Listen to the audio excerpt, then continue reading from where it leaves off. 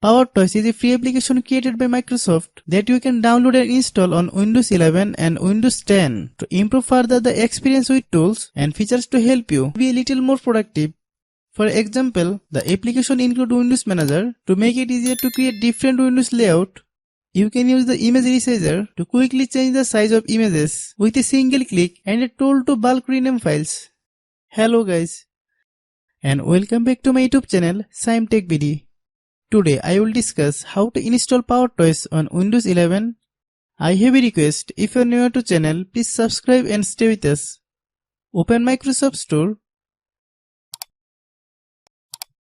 Then search PowerToys. Click Microsoft PowerToys. Click the install button.